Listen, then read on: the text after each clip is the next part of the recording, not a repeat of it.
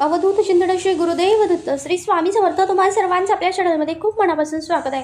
28 August 2026 वार शुक्रवार या दिवशी वरलक्ष्मी व्रत आपल्याला करायचं आहे।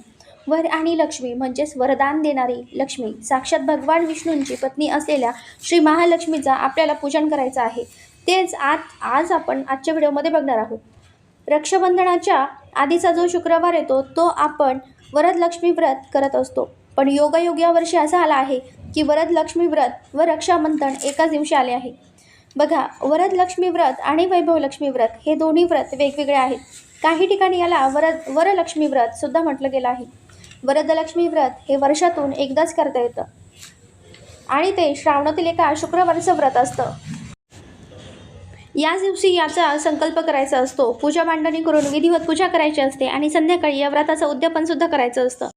वैभवलक्ष्मी व्रतामध्ये आपण जेव्हा कलश मांडतो तर त्या कलशामध्ये आपण पाणी भरतो, पण या वरलक्ष्मी व्रतामध्ये कलशात पाणी न भरता त्यामध्ये तांदूळ भरायचे असतात आणि पूजा मांडणी देखील खूप सोपी आहे। तर बघा, हे वरलक्ष्मी व्रत तुम्ही कर्जमुक्तीसाठी, आपल्या घरामध्ये सुखशांती समृद्धी राहावी, तसेच लक्ष्मी प्राप्तीसाठी किंवा आपल्या कुटुंबातील मंडळी रोगमुक्त राहावीत यासाठी सुद्धा तुम्ही हे व्रत करू शकता।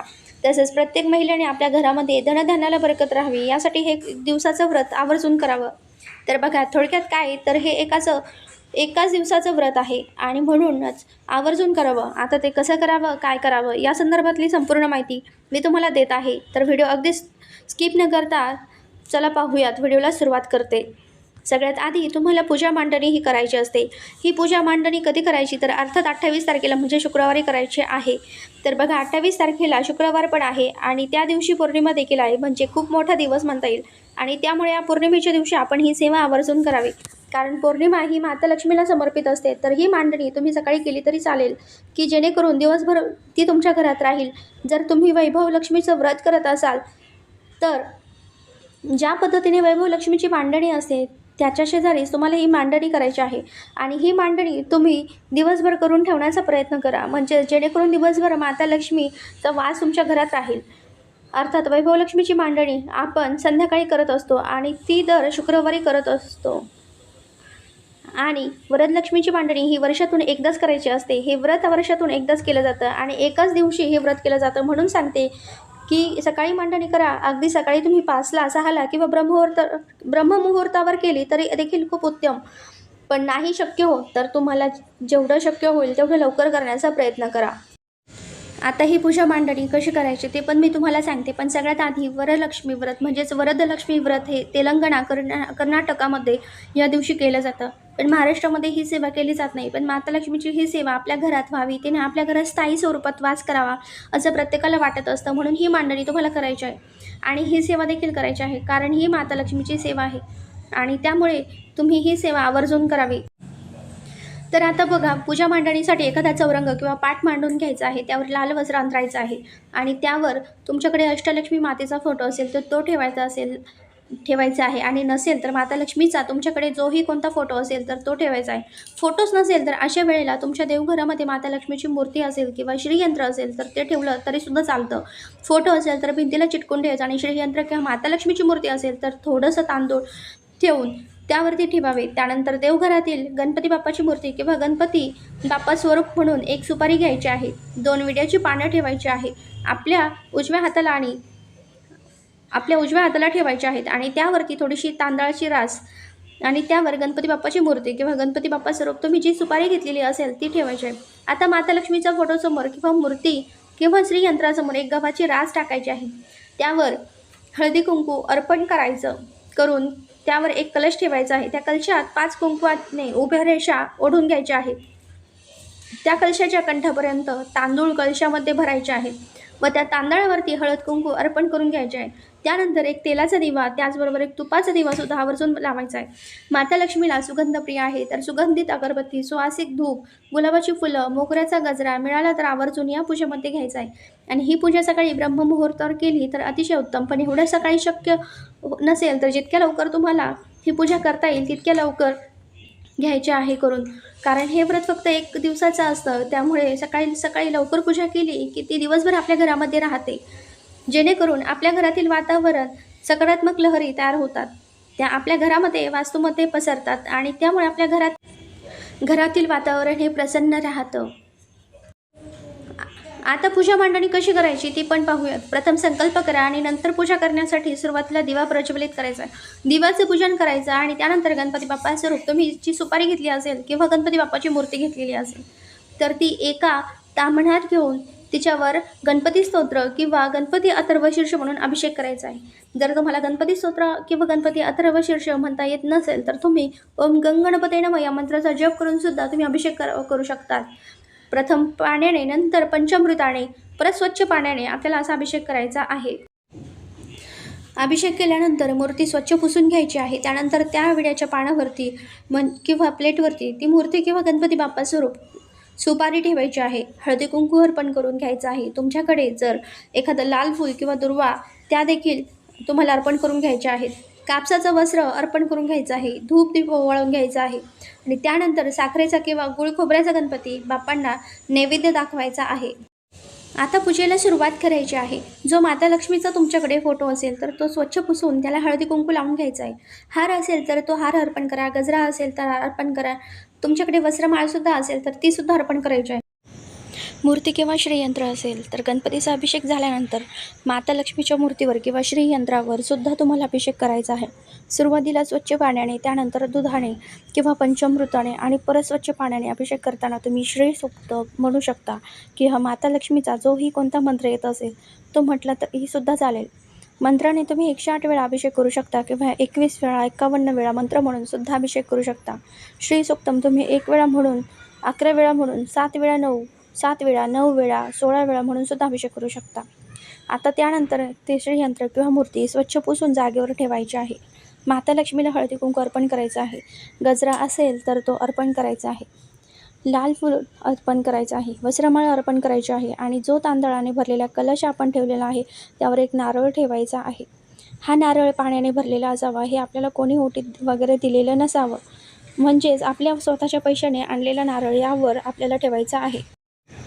नंतर या नारळाला हळदी कुंकू अर्पण करून घ्यायचं. वस्त्रमाळ अर्पण करायची.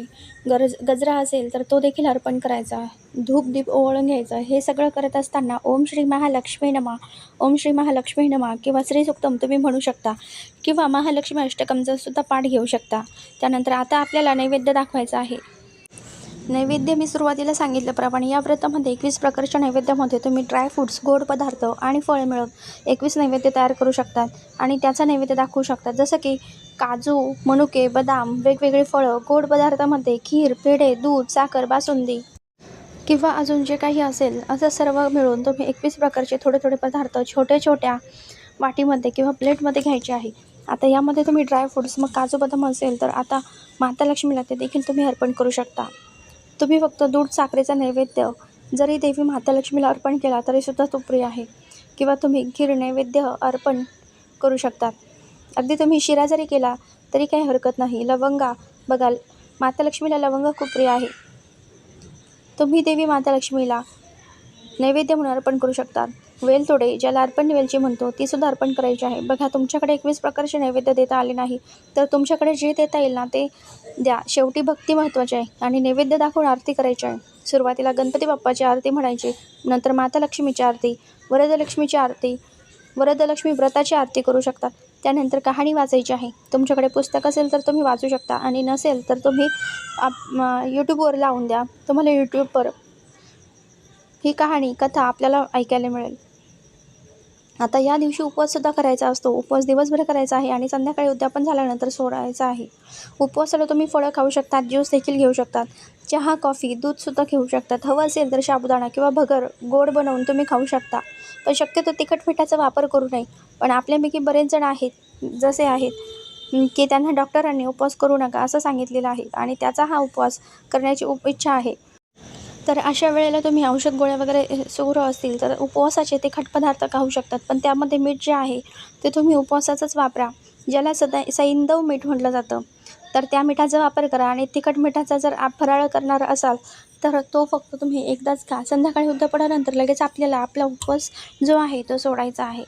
त्यामुळे आता उद्यापन कसे करावे? उद्यापनासाठी 5, 7, 9 सवाष्ण महिला बोलवायच्या आहेत. जर नाही मिळाल्या तर एक सवाष्ण किंवा एक कुमारिका माता लक्ष्मी स्वरूप मानून तिची पूजा करावी. आता पूजा मांडणी तर आपण सकाळीच केलेली आहे. संध्याकाळी फक्त धूप आणि दीप आपल्याला लावून घ्यायचं आहे. ज्या काही महिला किंवा कुमारिका आपल्या घरी येतील त्यांचं पाद्यपूजन म्हणजेच त्यांचे पाय वगैरे स्वच्छ धुवायचे आहेत. त्यांना हळदी कुंकू लावायचं आहे. त्यांना बसण्यासाठी आसन द्यायचं आहे.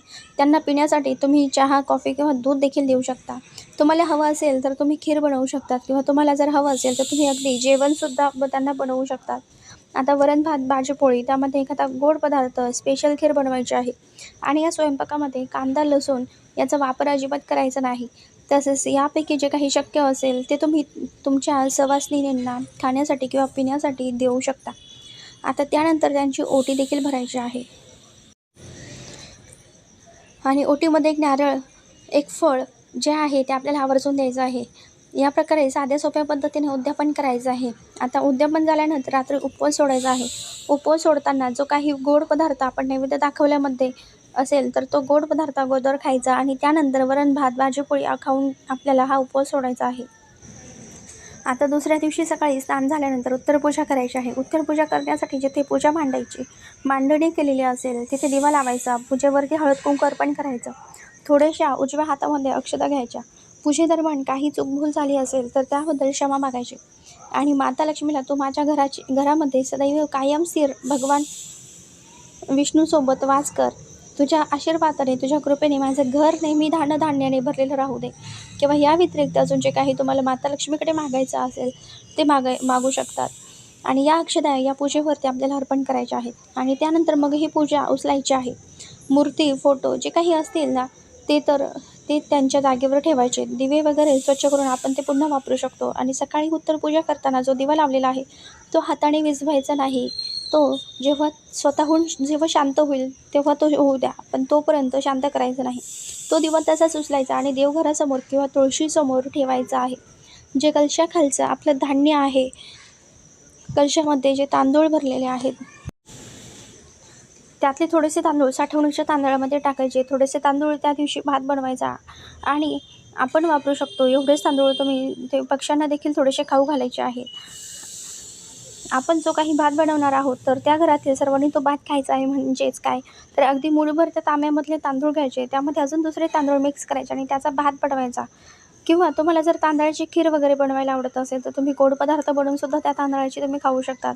आणि जे काही फुलं, हार असतील ते तुम्हाला निर्माल्यामध्ये टाकायचे आहेत. जो देवीचा प्रसाद आहे, जी फळं वगैरे आहे, ते ड्रायफ्रूट्स वगैरे ते घरातले सगळ्यांनी मिळून खायचे आहेत. जो काही नारळ ठेवला होता कलशामध्ये तर तो तुम्ही खाऊ शकतात, फोडून खाऊ शकता. आता मात्र मासिक पाळी, सुतक विटाळ यामध्ये तो प्रसाद तुम्हाला खाता येणार नाही, खाऊ पण नका. मासिक पाळी असेल तर बाकीच्यांनी खा. सुतक विटाळ असेल तर आपल्याला ही जी वरदलक्ष्मीची पूजा आहे ती देखील तुम्हाला करता येणार नाही. आता या दिवशी पौर्णिमा आहे म्हणून जास्तीत जास्त सेवा देखील करायची आहे. त्यांच्यामध्ये कुंकुमार्चन सेवा करा, महालक्ष्मी अष्टकं पठण करा. आता माता लक्ष्मीला काय आवडतं तर तिला भगवान विष्णूंची सेवा अतिशय प्रिय आहे. तर अर्थात आपल्याला व्यंकटेश स्तोत्र म्हणजे जास्तीत जास्त सेवा आपल्याला करण्याचा प्रयत्न करायचा आहे. वरदलक्ष्मी व्रताबद्दल तुम्हाला संपूर्ण माहिती समजली असेल आणि मिळाली असेल. अतिशय साध्या सोप्या भाषेत तुम्हाला तुमच्यापर्यंत पोहोचवण्याचा प्रयत्न केला. तेव्हा झालेली सेवा स्वामींची चरणी रुजू करते आणि व्हिडिओ इथेच थांबवते. व्हिडिओ आवडला असेल तर लाईक, शेअर, सबस्क्राईब करा. श्री स्वामी समर्थ.